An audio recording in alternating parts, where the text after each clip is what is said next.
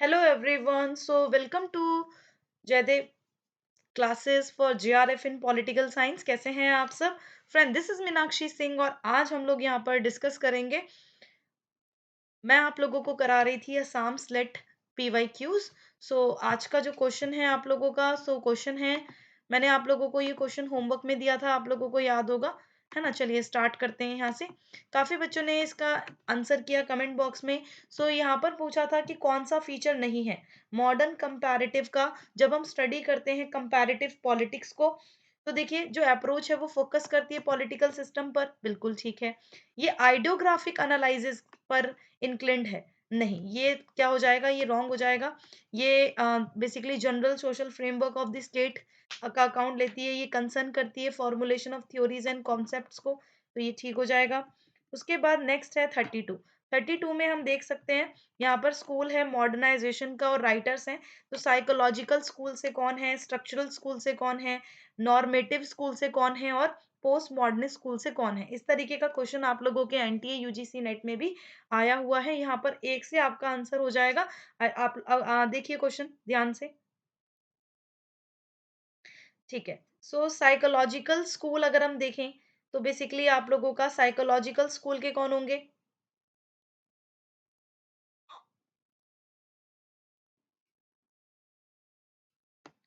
ठीक है। यहाँ पर जो राइट आंसर होगा वो ए होगा, है ना। साइकोलॉजिकल स्कूल के होंगे डैनियल लर्नर, ओके। और स्ट्रक्चरल के आमंड, नॉर्मेटिव के शेल्डन वॉलिन और पोस्ट मॉडर्निस्ट के लियोतार्ड, ठीक है, ये ध्यान रखिएगा।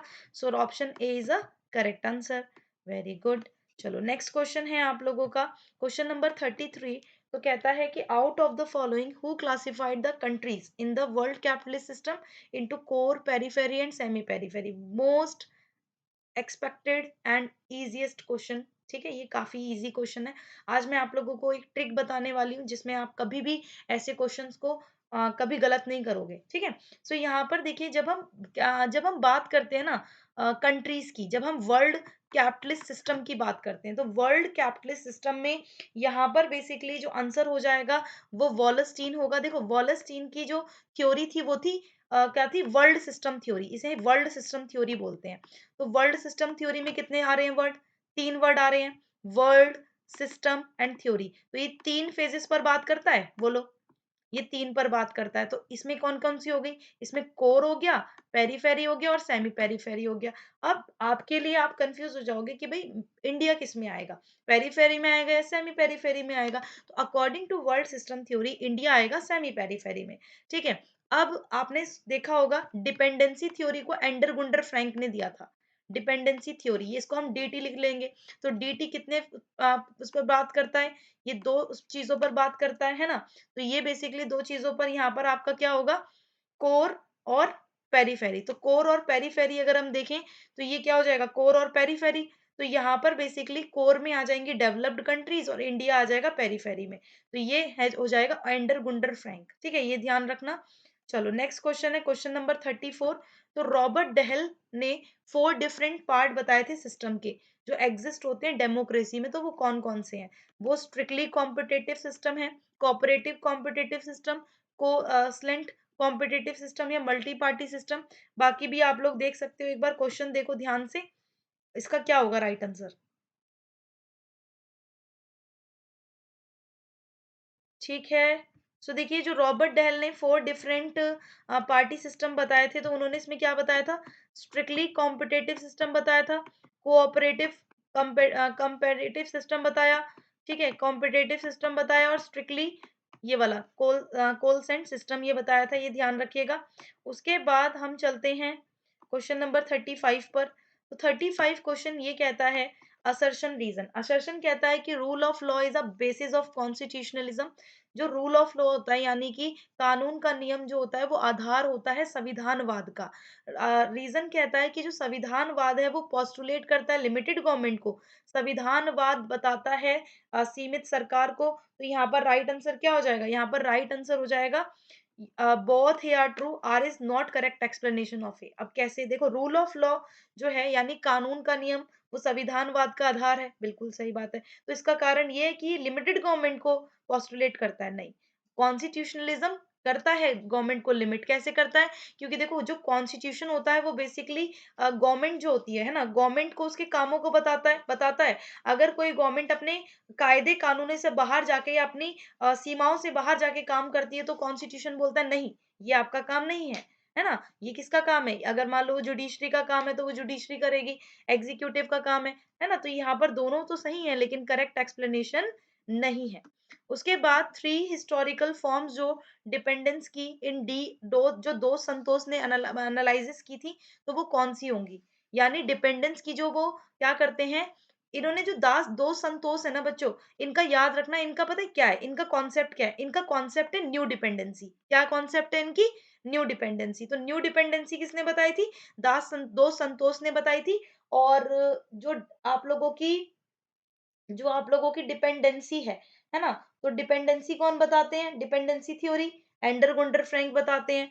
और न्यू डिपेंडेंसी को दास संतोष बताते हैं। तो यहाँ पर थ्री हिस्टोरिकल फॉर्म्स अगर आप देखोगे तो इसमें क्या हो जाएगा? इंपीरियल हो जाएगा, कॉलोनियल हो जाएगा और न्यू कॉलोनियल हो जाएगा। ठीक है, इंपीरियल, कॉलोनियल और न्यू कॉलोनियल। तो ये ध्यान रखना। उसके बाद फिर आपका नेक्स्ट क्वेश्चन आता है। नेक्स्ट क्वेश्चन है 37।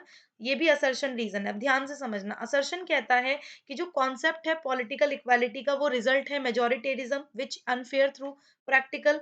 जो कॉन्सेप्ट है राजनीतिक समानता का तो वो रिजल्ट है मेजोरिटेरिज्म, यानी कि मेजोरिटेरिज्म समझ रहे हो ना आप लोग? यानी एक तरह से जहां पर मेजोरिटी हो, है ना? और ये unfair through practical. Human beings are neither socially और नॉट इकोनॉमिकली इक्वल। यानी ह्यूमन बीइंग ना तो सामाजिक रूप से और ना ही आर्थिक रूप से बराबर होते हैं। तो रीजन कहता है ये। इसका राइट आंसर क्या होगा? इसका राइट आंसर होगा भाई बोथ हे आर ट्रू और R is correct explanation of A. अब देखो कैसे। जो कॉन्सेप्ट है पॉलिटिकल इक्वालिटी का तो रिजल्ट है मेजोरिटेरिज्म का, है ना? पॉलिटिकल इक्वालिटी जो है वो मेजोरिटेरिज्म में देखा जाता है जो अनफेयर है। दो प्रैक्टिकल बिकॉज ह्यूमन बीइंग्स जो होते हैं ना तो सोशली होते हैं ना ही इकोनॉमिकली इक्वल होते हैं। तो ये ध्यान रखिएगा। उसके बाद हम आते हैं नेक्स्ट पर। अरे, अब हम नेक्स्ट पर आते हैं।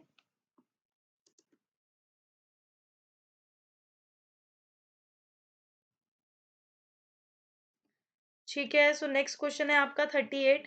38 क्वेश्चन कहता है कि असर्शन रीजन दिए हुए हैं। जो प्रिंसिपल है न्यूट्रलिटी को बोलते हैं तटस्थता, है ना? जो तटस्थता का सिद्धांत है और एनोनिमिटी है, डू नॉट गो टुगेदर, वो एक साथ नहीं चल सकते।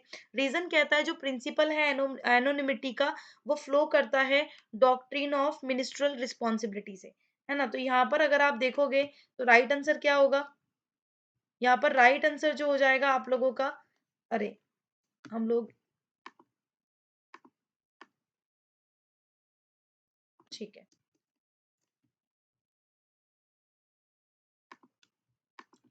ठीक है। सो हम लोग यहाँ पे चलते हैं।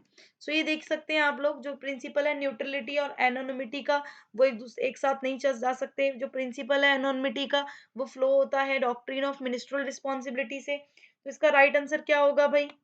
इसका जो राइट आंसर हो जाएगा तो वो होगा आपका, देखो यहाँ पर आप सब, अरे ये वैसे चल रहा है, ऐसे ही देख लो। ये कोड्स दे रखे हैं, इस कोड में से आंसर देखो क्या होगा। इसका राइट आंसर होगा आपका, असर्शन तो फॉल्स है लेकिन आर बट आर ट्रू है। यानी इसमें हम देख सकते हैं कि जो आप लोगों का जो रीजन है तो वो तो ट्रू है ना? लेकिन असर्शन क्या हो जाएगा? असर्शन फॉल्स हो जाएगा, है ना? तो ये ध्यान रखना, असर्शन फॉल्स होगा। यानी जो प्रिंसिपल ऑफ न्यूट्रलिटी और एनोनिमिटी है वो एक दूसरे एक साथ नहीं चल सकते।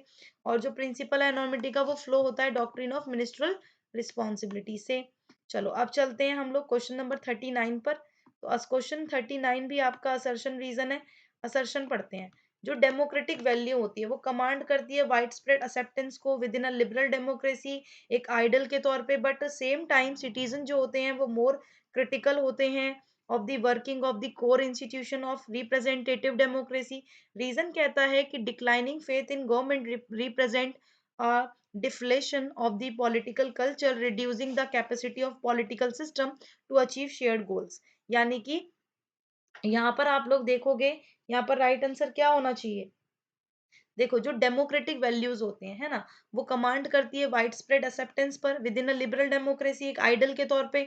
बट सेम टाइम जो सिटीजन होते हैं वो important more become more critical of the working of the core institution of representative democracy. Reason कहता है declining faith in government represent of deflation, जो पॉलिटिकल कल्चर है, reducing the capacity of political system to achieve share goals.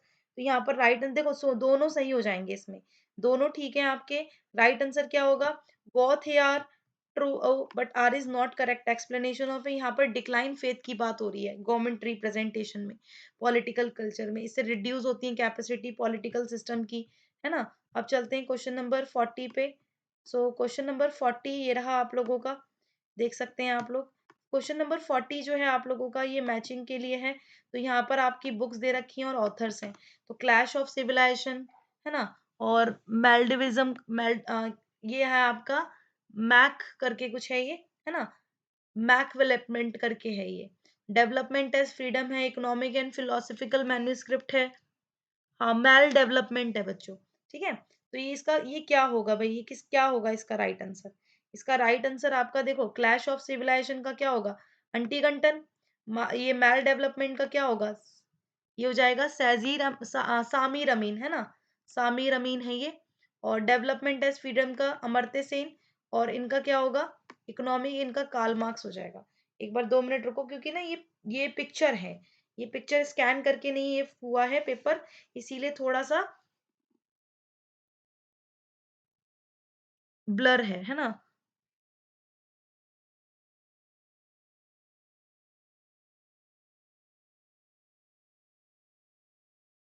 हाँ ये माल development है।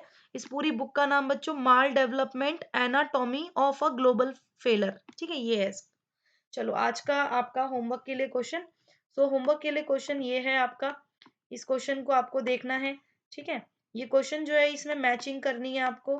अरे ये रहा, ठीक है। अब यहाँ पर लिस्ट 1 है, ये लिस्ट 2 है, और ये है आपके ऑप्शंस। सो आप लोगों को ध्यान से देखना है इसका राइट आंसर क्या होगा। इसके अलावा मेरी प्लस क्लासेस हो रही है अन अकेडमी पे, प्रैक्टिस कोर्स पॉलिटिकल साइंस पर चल रहा है। सुबह मॉर्निंग में आप लोगों का डिटेल्ड कोर्स पॉलिटिकल साइंस वाले कोर्स में क्लास है आपकी 11 बजे। उसके बाद 4 बजे स्पेशल क्लास है आज, ठीक है। और क्विक डिस्कशन चल रहा है आरपीएससी क्वेश्चन पर। अगर आप टेलीग्राम चैनल को ज्वाइन करना चाहते हैं, लिंक डिस्क्रिप्शन में है, काफी ज्यादा इंपॉर्टेंट रहेगा। Don't forget to subscribe our channel. And आप लोग क्या कर सकते हैं, अन अकेडमी का प्लस सब्सक्रिप्शन या आइकॉनिक सब्सक्रिप्शन ले सकते हैं। इससे आप लोग अपनी प्रिपरेशन को और अच्छा कर सकते हैं। और 1 month, 3 month, 6 month, 12 month, 24 month, ये जो प्राइजेस आपको नजर आ रही है ये आपको पे नहीं करने होते। जब आप मेरा रेफरल कोड लगाओगे, देखो ये रहा मेरा रेफरल कोड, ठीक है, ये है मेरा रेफरल कोड। जब आप इसको यूज करोगे तो आपको मिलेगा 10% का discount. And thank you, thanks for watching, bye bye to all, thank you.